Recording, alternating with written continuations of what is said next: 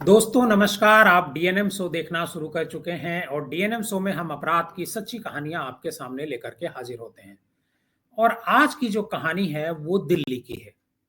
दिल्ली में एक बाप की हत्या कर दी जाती है और उस हत्या का इल्जाम उसके सगे बेटे पर लगता है जो इकलौता होता है दो बहनों के बीच में।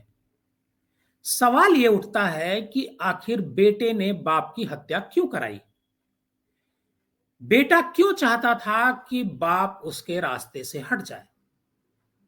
बाप ने ऐसा क्या कर दिया जिससे बेटा बहुत परेशान था और उसने एक ही रास्ता अपनाया, पिता को, अपने सगे पिता को जिसके खून से वो था, उसे रास्ते से हटाना, उसको जान से मारना।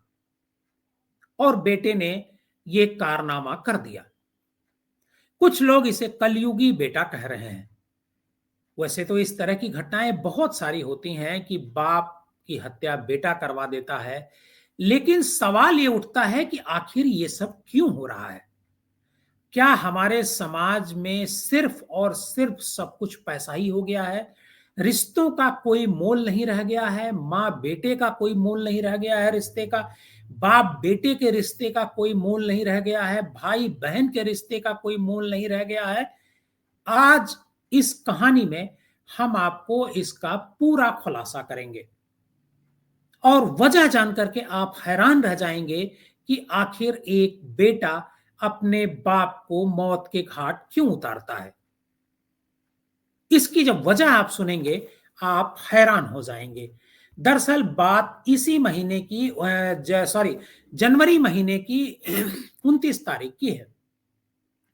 दिल्ली के में रहने वाले एकता अरोड़ा, जो रमेश भारद्वाज की बेटी होती हैं, और नरेला इलाके में यह परिवार रहता है। रमेश भारद्वाज की उम्र 67 साल होती है और एकता अरोड़ा 29 जनवरी 2025 को पुलिस के पास जाती हैं, नरेला पुलिस के पास।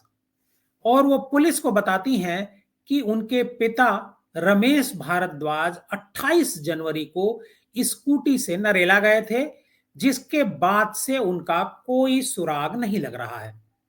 उन्हें आशंका थी कि उनके पिता का अपहरण कर लिया गया है।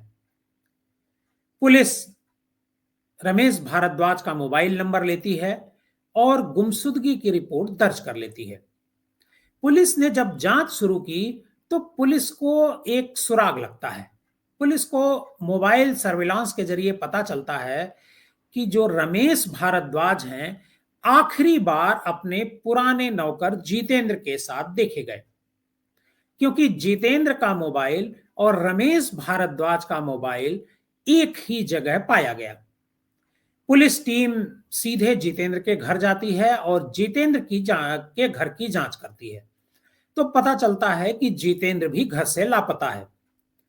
उसके परिवार से पूछताछ करने पर पता चला कि उसका बेटा विशाल भी फरार है और उसका फोन बंद है। पुलिस ने फिर विशाल का जो मोबाइल है वो इलेक्ट्रॉनिक सर्विलांस पर लगाती है और उसके बाद विशाल की लोकेशन ट्रेस करती है। विशाल की लोकेशन ट्रेस करने के बाद पुलिस उसे हिरासत में ले लेती है और जब विशाल हिरासत में आता है तो पुलिस के सामने वो बेहद चौंकाने वाला खुलासा करता है और कली हुई बाप और बेटे के जो रिश्ते हैं वो कितने खराब हो गए हैं इसका भी वो खुलासा करता है। विशाल पुलिस को बताता है कि उसके पिता जितेंद्र और उसने मिल करके रमेश भारद्वाज की हत्या की और हत्या के बाद जो उसका पिता है जितेंद्र, वो उसे शव को ठिकाने लगाने का आदेश दिया। विशाल लाश को बोरी में डालकर नजदीक के नाले में फेंक दिया था।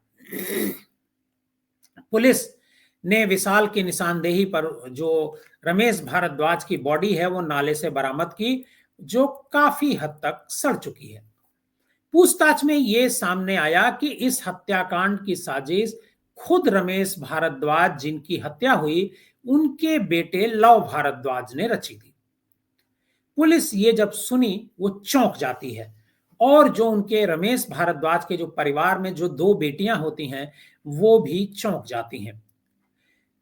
जब पुलिस उनके बेटे लव भारद्वाज से पूछताछ करती है, तो पहले तो लव भारद्वाज तरह-तरह की कहानियां बताता है, लेकिन जब पुलिस उससे सख्ती करती है, तो लव भारद्वाज बताता है कि आखिर उसने अपने बाप के मौत यानी हत्या की साजिश क्यों रची।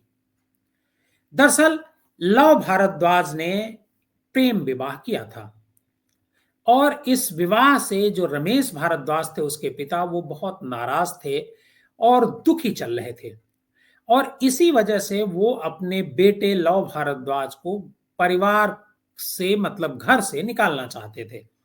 इसके लिए रमेश भारद्वाज ने डीएम के सामने सिटीजन कानून के तहत शिकायत भी दर्ज कराई थी। लव भारद्वाज को यह डर था कि उसके पिता जल्द ही उसे अपने परिवार के साथ घर से बाहर कर सकते हैं और उसे घर छोड़ना पड़ सकता है। इसी डर के कारण उसने अपने पिता को रास्ते से हटाने की साजिश रची। अब लव भारद्वाज के सामने मुश्किल ये थी कि आखिर वो अपने पिता को रास्ते से कैसे हटाए।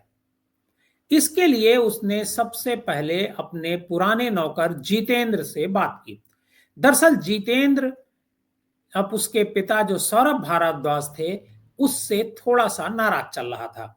जितेंद्र को इसने पैसों का लालच दिया लव भारद्वाज ने और जितेंद्र इसके लिए तैयार हो गया। जितेंद्र ने इस कार्य में अपने बेटे विशाल को साथ लिया और 35,000 रुपए एडवांस के तौर पर विशाल और जितेंद्र ने लव भारद्वाज से लिए।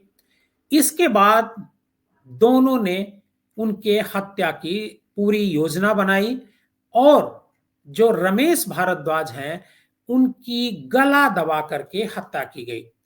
इस मामले में पुलिस ने विशाल और लव भारद्वाज 2 को गिरफ्तार कर लिया है, जबकि अभी एक जो जितेंद्र है, जो मुख्य आरोपी है इस मामले का, इस हत्याकांड का, उसे पुलिस अभी तक गिरफ्तार नहीं कर पाई है।